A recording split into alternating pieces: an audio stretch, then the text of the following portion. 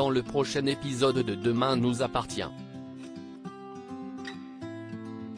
Tandis que Sabine est une hallucination de Lydie, Victoire et Lucie font la paix. De son côté, Justine prépare une surprise pour Tristan. Attention, les paragraphes qui suivent contiennent des spoilers sur l'épisode de Demain nous appartient diffusé demain soir sur TF1. Si vous ne voulez rien savoir, ne lisez pas ce qui suit. Vendredi 26 février dans Demain nous appartient. Sabine est une hallucination de Lydie. Se réveillant, Lydie descend dans la cuisine puis s'empare d'un couteau avant de le reposer précipitamment en entendant du bruit.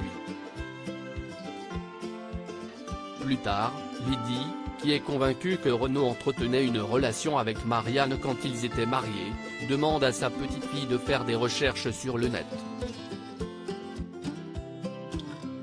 En consultant un site permettant de retrouver d'anciens camarades de classe, Sophia tombe sur une photo de 1993 où l'on voit Renaud et Marianne s'embrasser. Pendant ce temps, Samuel a fait un prélèvement sanguin sur sa mère et sollicite William pour qu'il analyse l'échantillon. Puisque les résultats prouvent que Lydie a été droguée par un puissant sédatif, le docteur Chardot débarque dans le bureau de son père pour l'accabler de reproches. Bien que ce dernier tente de se justifier, Samuel ne veut rien entendre et menace de tout révéler à la police s'il venait à approcher sa mère une fois de plus. En rentrant chez lui, Samuel fait part à sa compagne de son désir de porter plainte contre son père. Mais Alma pense que c'est une mauvaise idée, expliquant que Lydie a besoin de calme plutôt que d'une bataille juridique qui pourrait durer des années.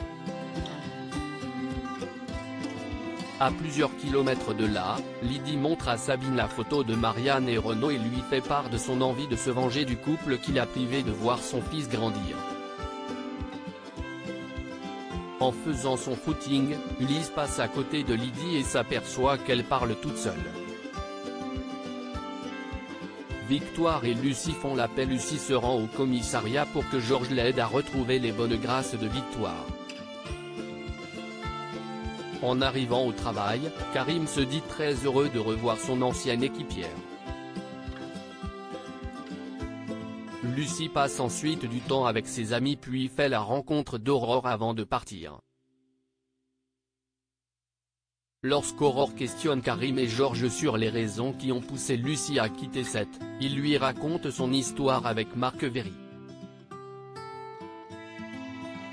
Pour sa part, Victoire est toujours à cran et Mona, qui comprend que sa belle-fille est toujours en colère contre Lucie, l'encourage à avoir une discussion avec elle.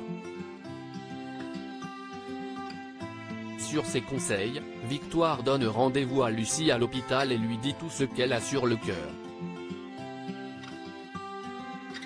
En effet, le docteur Lazari a très mal vécu le départ de sa meilleure amie et confie qu'elle a fini par croire qu'elle était morte. Émue, Lucie se jette dans ses bras et lui présente ses excuses les plus sincères. Bien qu'elle lui en veuille terriblement, Victoire est malgré tout ravie qu'elle soit là. Les larmes aux yeux, les deux amis s'enlacent alors. Le soir venu, Lucie, Georges et Victoire dînent à la coloc et trinquent à leur amitié. Justine prépare une surprise pour Tristan. Excitée à l'idée de sortir de prison, Justine commence à préparer ses affaires même si elle est encore là pour quelques jours. Afin de surprendre Tristan, Morgane demande à sa compagne d'être la complice de sa codétenue. Sandrine accepte et se rend ensuite au Spoon pour mettre Roxane et Ulysse dans la confidence. Peu après, elle réclame l'aide de Xavier. Comme sa chambre est l'endroit où Justine est tombée amoureuse de Tristan, Sandrine voudrait qu'il la libère le temps d'une journée pour que le couple puisse se retrouver. Touché par leur belle histoire d'amour, Xavier donne son accord avec plaisir. En parallèle, Tristan rejoint Justine au parloir.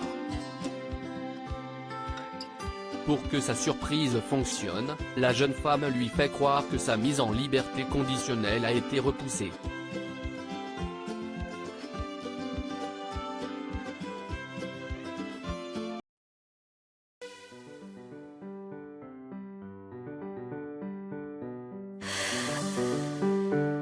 The man I love just had a heart attack,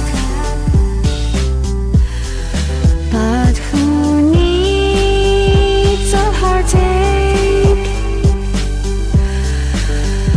I am a man she